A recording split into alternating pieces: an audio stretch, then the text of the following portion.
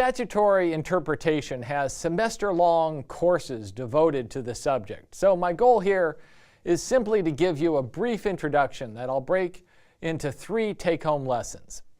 Lesson number 1. To begin, it's useful to identify the subject and the verb of the statutory sentence you want to understand. For example, take a look at Section 1103 of the Uniform Commercial Code. Unless displaced by the particular provisions of the Uniform Commercial Code, the principles of law and equity, including the law of merchant and the law relative to capacity to contract, principal and agent, estoppel, fraud, misrepresentation, duress, coercion, mistake, bankruptcy, another validating or invalidating cause, supplement its provisions. It's a mouthful. Now, start by pick a single word as the subject of this sentence and another word as its verb. Hopefully, with a little work, you can see that principles is the subject of the sentence and that supplement is the verb. This gives you something to cling to and build upon. Does the sentence have an object? You bet. Its provisions. And what does its refer to? Well, if you think about it, it's got to be the Uniform Commercial Code. And now you can go back and pick up other phrases and clauses. In this case, we learn that the principles of law and equity, including a bunch of other stuff that we'll come back to, supplement the UCC's provisions. Already, we've made a lot of progress. We know that a bunch of other sources of law not written into the UCC supplement its provisions. But we can't forget the initial prepositional phrase. This supplementing doesn't occur if the principles of law and equity are displaced by particular provisions of the code. In terms of default rules, the common law of contract and a bunch of other things are still good law by default unless they are displaced by particular provisions of the UCC. Lesson number 2. The great California Supreme Court Justice Roger Traynor in 1968 famously wrote that words do not have absolute and constant reference, unquote. Traynor was arguing for the necessity to consider extrinsic evidence in order to interpret the meaning of a contract. There have been ongoing heated debates about whether and under what circumstances extrinsic evidence should be introduced into evidence to resolve ambiguity. Some have argued that extrinsic evidence appropriately constrains judicial interpretation of statutes and contracts. Others have claimed that introducing extrinsic evidence sifted through the adversarial system gives the judge too much discretion to choose interpretations that diverge from what the parties, the drafters of the contract or the statute really intended. Words may not have absolute reference, but they mean something. Otherwise, you probably wouldn't waste your time listening to me.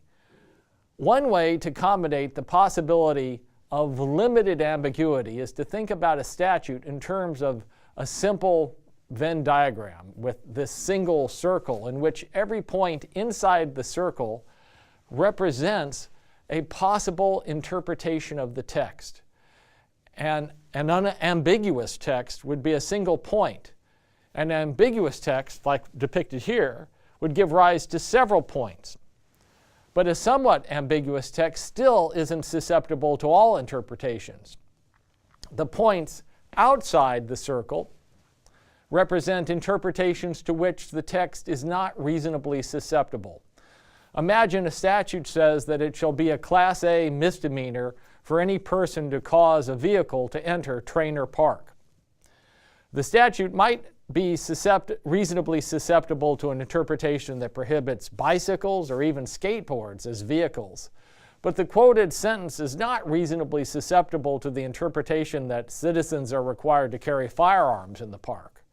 The latter interpretation would be represented by a point outside of the circle.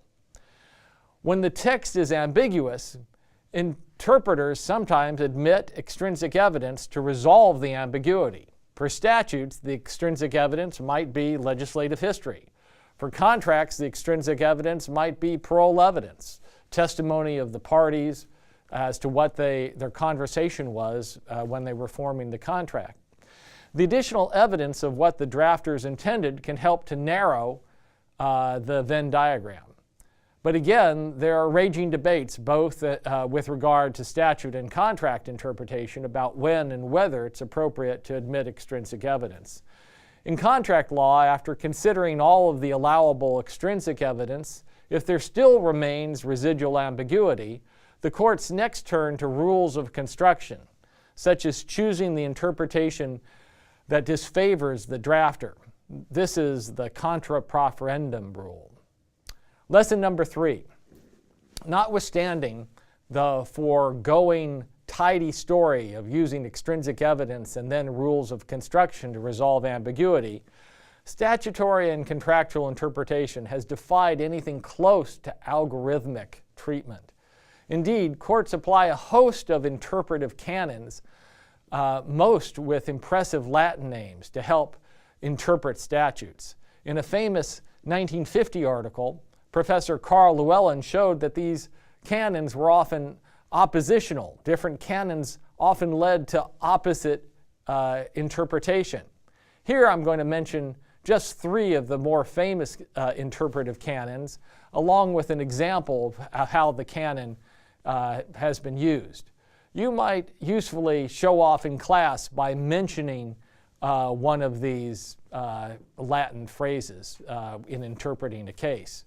By the way, I've found that the better the lawyer, the worse her pronunciation of Latin phrases. So don't get hung up about particular Latin interpretation.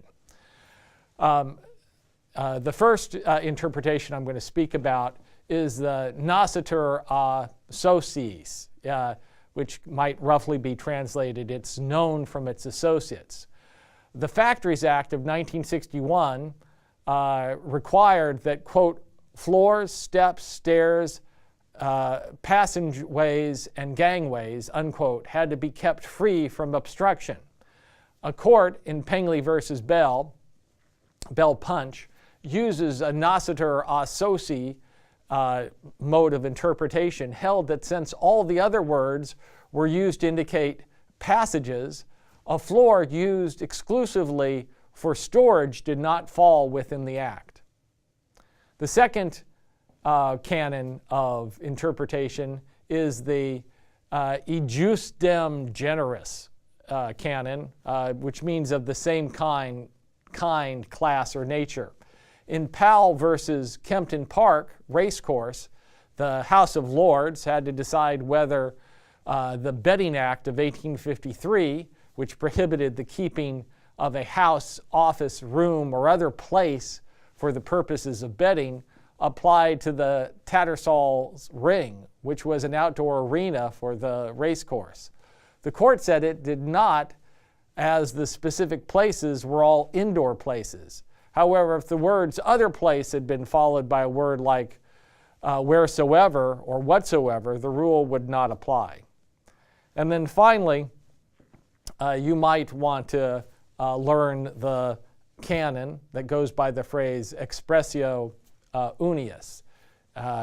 And the longer phrase is expressio unius es exclusio alterius. The inclusion of one thing implies the exclusion of the other, but people refer to this just as the expressio unius method. So an example of it is in 1831, a court applied the expressio unius principle to find that the poor tax levied on occupiers of, quote, lands, houses, and coal mines, unquote, under the Poor Relief Act of 1601 could not be levied on owners of other types of mines, that the expression that the inclusion of coal mines implicitly excluded other kinds of mines. Remember, I'm only scratching the surface on a vast and difficult subject, but this lecture hopefully can get you started.